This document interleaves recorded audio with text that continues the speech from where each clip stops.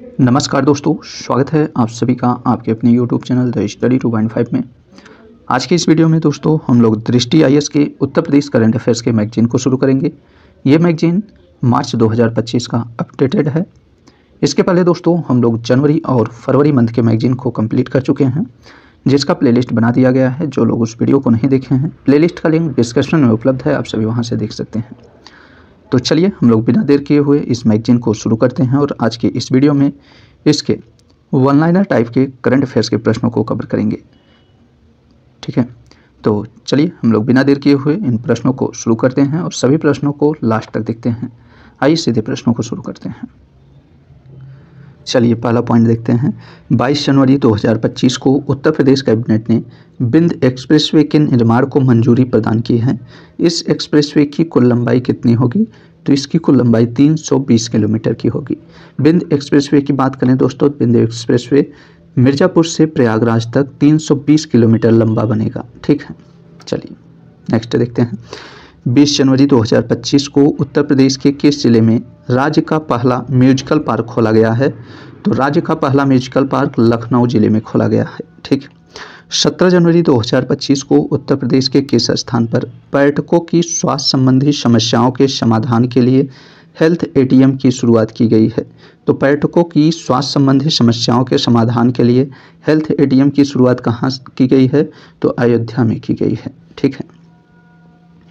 17 जनवरी 2025 को भारत और ताजिकिस्तान के बीच सांस्कृतिक संबंधों का शब्दकोश तैयार करने के संबंध में एक समझौता किया गया। इस समझौते के अनुसार यह शब्दकोश उत्तर प्रदेश के किस विश्वविद्यालय द्वारा तैयार किया जाएगा? तो यह शब्दकोश उत्तर प्रदेश के लखनऊ विश्वविद्यालय के द्वारा तैयार किया जाएगा। ठीक है। 16 जनवरी 2025 को उत्तर प्रदेश में लगभग 25 करोड़ की लागत से बनने जा रहे देश के पहले हिंदी साहित्य के भाषा संग्रहालय का डिजाइन तैयार कर लिया गया है। यह संग्रहालय कहाँ बनाया जाएगा? तो यह संग्रहालय वाराणसी में बनाया जाएगा। ठीक है। 14 जनवरी 2025 को मिली जानकारी के अनुसार उत्तर प्रदेश के किस विश्वविद्यालय में राज्य के पहले कंप्यूटेशन सेंटर को खोला जाएगा? तो देखिए उत्तर प्रदेश के लखनऊ विश्वविद्यालय में, कहाँ पे? लखनऊ विश्वविद्यालय में राज्य का पहला कंप्यूटेशन सेंटर खोला जाएगा। 10 जनवरी 2025 को कुंभ उत्सव की जानकारी देश भर में पहुंचाने के लिए रेडियो चैनल, कौन सा रेडियो चैनल? तो कुंभवाणी, इससे याद रखिएगा। कुंभवाणी का शुभारंभ किसके द्वारा किया गया है? तो इसका शुभारंभ योगी आदित्यनाथ के द्वारा किया गया है, मुख्यमंत्री योगी आदित्यनाथ के द्वारा। ठीक है।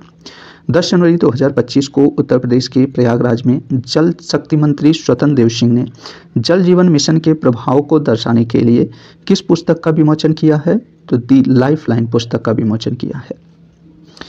6 जनवरी 2025 को उत्तर प्रदेश के लखनऊ विश्वविद्यालय में देश के किस विश्वविद्यालय ने भारत के पहले AI आधारित कैंपस की स्थापना की घोषणा की है?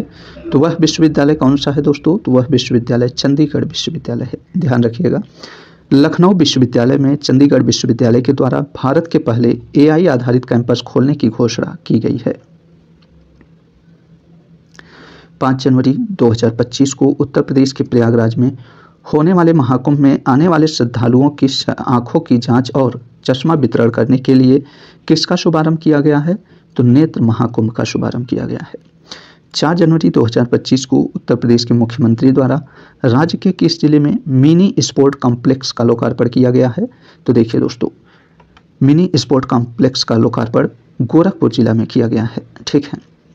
30 दिसंबर 2024 को योग गुरु बाबा रामदेव की कंपनी पतंजलि ने उत्तर प्रदेश के किस जिले की हल्दी खरीदने के लिए 3 FPO के बीच MOU पर हस्ताक्षर किया है? तो यह बहराइच जिले के, ठीक है, पतंजलि कंपनी बहराइच जिले के हल्दी खरीदने के लिए 3 FPO के बीच MOU पर हस्ताक्षर किया है। ठीक है।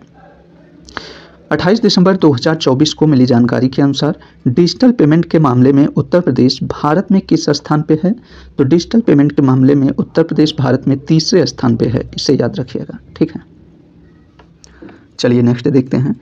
27 दिसंबर 2024 को उत्तर प्रदेश के आवास विकास परिषद की बोर्ड मीटिंग में प्रदेश के किस शहर में देश का सबसे बड़ा कन्वेंशन सेंटर बनाने की घोषणा की गई है? तो देश का सबसे बड़ा कन्वेंशन सेंटर लखनऊ शहर में बनाने की घोषणा की गई है। ठीक है। 27 दिसंबर 2024 को उत्तर प्रदेश पर्यटन विभाग से मिली जानकारी के अनुसार उत्तर प्रदेश के किस शहर में विश्व के सबसे बड़े महामृत्युंजय यंत्र का निर्माण किया जाएगा? तो विश्व के सबसे बड़े महामृत्युंजय यंत्र का निर्माण प्रयागराज में किया जाएगा। ठीक है। 26 दिसंबर 2024 को उत्तर प्रदेश का एक संस्थान जो सैनिटरी पैड वेडिंग मशीनें लगाने वाला देश का पहला संस्थान है, तो वह कौन सा संस्थान है? IIT BHU है, जो सैनिटरी पैड वेडिंग मशीनें लगाने वाला देश का पहला संस्थान है। ठीक है। 26 दिसंबर 2024 को वीर बाल दिवस के अवसर पर राष्ट्रपति द्रौपदी मुर्मू ने उत्तर प्रदेश के महाराजगंज की किस बालिका को प्रधानमंत्री राष्ट्रीय बाल पुरस्कार प्रदान किया है? तो सांची अग्रवाल को राष्ट्रपति द्रौपदी मुर्मू ने उत्तर प्रदेश के महाराजगंज की सांची अग्रवाल को प्रधानमंत्री राष्ट्रीय बाल पुरस्कार प्रदान किया है। ठीक है। 25 दिसंबर 2024 को केंद्रीय रक्षा मंत्री राजनाथ सिंह ने उत्तर प्रदेश के कुडिया घाट पर पूर्व प्रधानमंत्री अटल बिहारी वाजपेयी की प्रतिमा का अनावरण किया। यह स्थल कहाँ पे स्थित है? तो यह स्थल लखनऊ में स्थित है। कुडिया घाट लखनऊ में स्थित है। ठीक। 24 दिसंबर 2024 को उत्तर प्रदेश के मुख्यमंत्री द्वारा किसान दिवस के अवसर पर कृषि विज्ञान केंद्र हमीरपुर के किस कृषि वैज्ञानिक को सम्मानित किया गया है? तो डॉक्टर प्रशांत कुमार को। ठीक है। मुख्यमंत्री द्वारा किसान दिवस के अवसर पर हमीरपुर के कृषि वैज्ञानिक डॉक्टर प्रशांत कुमार को सम्मानित किया गया है। ठीक है।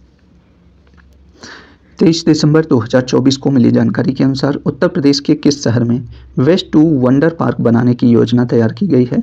तो waste to wonder park Auraiya में बनाने की योजना तैयार की गई है। ठीक है। हाल ही में उत्तर प्रदेश सरकार ने राज्य के किस जिले में बायोडाइवर्सिटी पार्क के निर्माण को मंजूरी प्रदान की है? तो बायोडाइवर्सिटी पार्क के निर्माण की मंजूरी गाजियाबाद जिले में की गई है। हाल ही में मिली जानकारी के अनुसार उत्तर प्रदेश का जो जिला निःशुल्क शिक्षा देने के लिए शिक्षा का अधिकार अधिनियम में प्रदेश भर में पहले स्थान पर है, वह जिला कौन सा है? तो वह जिला वाराणसी है। हाल ही में उत्तर प्रदेश सरकार ने घाटे में चल रही अपनी 2 विद्युत वितरण कंपनियों का निजीकरण करने या सार्वजनिक निजी भागीदारी बनाने की दिशा में कदम उठाए हैं। इन कंपनियों के नाम क्या हैं? तो इनके नाम दक्षिणांचल विद्युत वितरण निगम लिमिटेड और पूर्वांचल विद्युत वितरण निगम लिमिटेड है। ठीक है।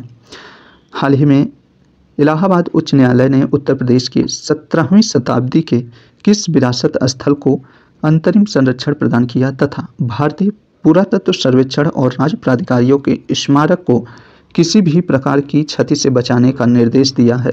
वह विरासत स्थल कौन सा है? तो वह विरासत स्थल आगरा के हम्माम है। ठीक है। हाल ही में उत्तर प्रदेश के किस स्थान पर खुदाई के दौरान लगभग 125 से 150 वर्ष पुरानी एक बावड़ी मिली है जो 400 वर्ग मीटर क्षेत्र में विस्तृत है? वह स्थान है चंदौली। ठीक है। चंदौली में खुदाई के दौरान लगभग 125 से 150 वर्ष पुरानी एक बावड़ी मिली है जो 400 वर्ग मीटर क्षेत्र में विस्तृत है। ठीक है।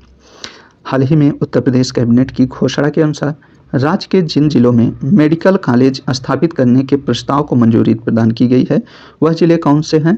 तो देखिए दोस्तों, वह जिले हाथरस, बागपत और कासगंज है। इन जिलों में मेडिकल कॉलेज स्थापित करने के प्रस्ताव को मंजूरी प्रदान की गई है। 22 जनवरी 2025 को केंद्रीय रक्षा मंत्रालय ने 26 जनवरी को भारत के 76वें गणतंत्र दिवस के केंद्रीय विषय की घोषणा की है। यह केंद्रीय विषय स्वर्णिम भारत विरासत और विकास है। ध्यान रखिएगा दोस्तों, 76वें गणतंत्र दिवस के केंद्रीय विषय स्वर्णिम भारत विरासत और विकास है।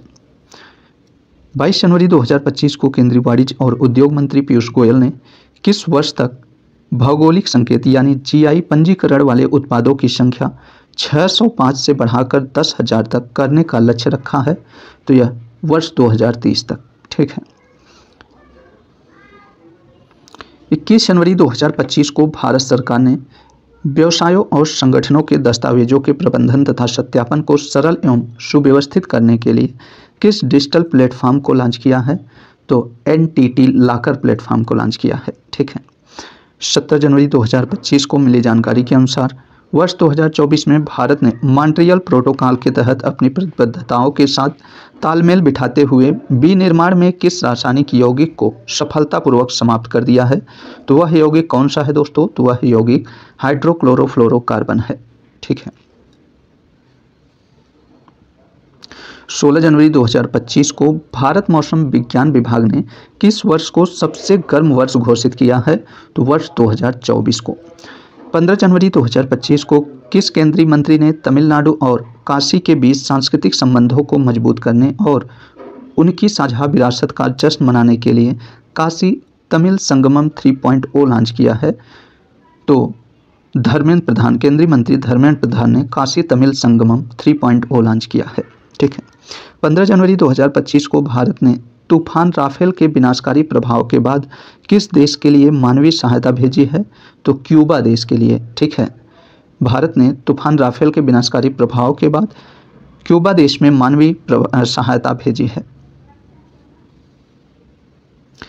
13 जनवरी 2025 को बच्चों की सुरक्षा एवं आवश्यक सहायता प्रदान करने के लिए वर्ष 2025 में बच्चों के लिए संभावनाएं, बच्चों के भविष्य के लिए लचीली प्रणालियों का निर्माण नामक रिपोर्ट किसने प्रस्तुत की है? तो यूनिसेफ ने प्रस्तुत की है। 13 जनवरी 2025 को दूरसंचार विभाग की प्रमुख इकाई centre for development of telematics यानी CDOT ने किस संस्थान के सहयोग से भारतीय प्रौद्योगिकी संस्थान मंडी के साथ स्पेक्ट्रम उपयोग को बढ़ावा देने के लिए wide band spectrum sensor ASIC chip विकसित करने के समझौते पर हस्ताक्षर किए हैं? तो वह संस्थान कौन सा है दोस्तों? तो वह संस्थान भारतीय प्रौद्योगिकी संस्थान जम्मू है। 10 जनवरी 2025 को किस देश ने प्रदूषण संबंधी चिंताओं के कारण प्लास्टिक कचरे के आयात पर प्रतिबंध लगा दिया है? तो थाईलैंड ने। ठीक है। प्लास्टिक कचरे के आयात पर थाईलैंड ने प्रस्ताव लगाया है, प्रतिबंध लगाया है। ठीक है। 9 जनवरी 2025 को मनाए गए 18वें प्रवासी भारतीय दिवस 2025 का केंद्रीय विषय क्या था? तो इसका केंद्रीय विषय विकसित भारत में प्रवासी भारतीयों का योगदान। ध्यान रखिएगा दोस्तों, 18वें प्रवासी भारतीय दिवस 2025 का केंद्रीय विषय विकसित भारत में प्रवासी भारतीयों का योगदान है। ठीक है। 7 जनवरी 2025 को मत्स्य पालन, पशुपालन और डेयरी मंत्रालय ने प्रधानमंत्री मत्स्य संपदा योजना के अंतर्गत सिक्किम के किस जिले में भारत के प्रथम जैविक मत्स्य पालन क्लस्टर की शुरुआत की है? तो इसकी शुरुआत सिक्किम के सोरेंग जिले में की गई है। ठीक है। भारत के प्रथम जैविक मत्स्य पालन क्लस्टर की शुरुआत सिक्किम के सोरेंग जिले में की गई है। ठीक है। 6 जनवरी 2025 को लोकसभा अध्यक्ष द्वारा पंचायतों और शहरी स्थानीय निकायों में विविध पृष्ठभूमि से निर्वाचित महिला प्रतिनिधियों को संवैधानिक प्रावधानों, संसदीय प्रक्रियाओं तथा शासन संबंधी जानकारी प्रदान कर उन्हें सशक्त बनाने के लिए किस कार्यक्रम का उद्घाटन किया गया है? तो उन्हें सशक्त बनाने के लिए संसद 2.0 कार्यक्रम का उद्घाटन किया गया है। 3 जनवरी 2025 को भारतीय रिजर्व बैंक की हालिया शोध रिपोर्ट के अनुसार वित्तीय वर्ष 2024-25 में ग्रामीण और शहरी गरीबी घटकर कितने प्रतिशत रह गई है? तो देखिए दोस्तों, ग्रामीण गरीबी घटकर 4.86% और शहरी गरीबी घटकर 4.09% रह गई है। ठीक है। 1 जनवरी 2025 को भारतीय राष्ट्रीय भुगतान निगम ने थर्ड पार्टी ऐप प्रोवाइडर्स के लिए UPI ट्रांजैक्शन पर कितने प्रतिशत ट्रांजैक्शन कैप का अनुपालन करने की समय सीमा 31 दिसंबर 2026 तक बढ़ा दी है? तो 30% की ट्रांजैक्शन कैप का अनुपालन करने की समय सीमा 31 दिसंबर 2026 तक बढ़ा दी है। 31 दिसंबर 2024 को किस राज्य ने भारत का पहला भारत निर्मित सर्जिकल रोबोट SSI मंत्रा स्थापित किया है? वह राज्य कौन सा है? तो वह राज्य महाराष्ट्र है। ठीक है। महाराष्ट्र राज्य ने भारत का पहला भारत निर्मित सर्जिकल रोबोट SSI मंत्रा स्थापित किया है। ठीक है। 30 दिसंबर 2024 को संयुक्त राष्ट्र ने किस वर्ष को जलवायु संकट का वर्ष घोषित किया है? तो वर्ष 2024 को। ध्यान रखिएगा दोस्तों, संयुक्त राष्ट्र ने वर्ष 2024 को जलवायु संकट का वर्ष घोषित किया है। ठीक है। 26 दिसंबर 2024 को ऊर्जा संरक्षण में महत्वपूर्ण पहल के लिए आंध्र प्रदेश के राज्य ऊर्जा संरक्षण मिशन द्वारा आयोजित राज्य ऊर्जा संरक्षण पुरस्कार 2024 प्रतियोगिता में किस इकाई ने प्रतिष्ठित स्वर्ण पुरस्कार जीता है? तो इस पुरस्कार को विशाखापट्टनम इस्पात संयंत्र की कारपोरेट इकाई राष्ट्रीय इस्पात निगम लिमिटेड ने जीता है। ठीक है। 26 दिसंबर 2024 को भारतीय रिजर्व बैंक ने वित्तीय क्षेत्र में framework for responsible and ethical AI के अभिग्रहण हेतु एक रूपरेखा विकसित करने के लिए 8 सदस्यीय समिति गठित की है। इस समिति के अध्यक्ष कौन है? तो इस समिति के अध्यक्ष प्रोफेसर पुष्पक भट्टाचार्य हैं। ठीक है। 25 दिसंबर 2024 को सुशासन दिवस के अवसर पर राष्ट्र पर्व वेबसाइट और इसके मोबाइल ऐप का शुभारंभ किसने किया है? तो इसका शुभारंभ रक्षा सचिव राजेश कुमार सिंह ने किया है। ठीक है।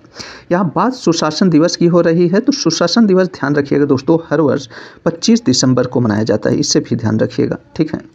अगला देखते हैं। 25 दिसंबर 2024 को केंद्रीय विज्ञान एवं प्रौद्योगिकी राज्य मंत्री स्वतंत्र प्रभार डॉक्टर जितेंद्र सिंह ने पंचायती राज संस्थाओं की क्षमता और योग्यता को बढ़ाने के लिए किस अभियान की शुरुआत की है? तो विकसित पंचायत कर्मयोगी अभियान की शुरुआत की है। ठीक है। 23 दिसंबर 2024 को किस संस्था ने भारत को एआई में वैश्विक नेतृत्वकर्ता के रूप में स्थापित करने के लिए वर्ष 2025 को कृत्रिम बुद्धिमत्ता वर्ष के रूप में नामित किया है? वह संस्थान कौन सा है दोस्तों? तो वह संस्था अखिल भारतीय तकनीक शिक्षा परिषद है। ठीक है।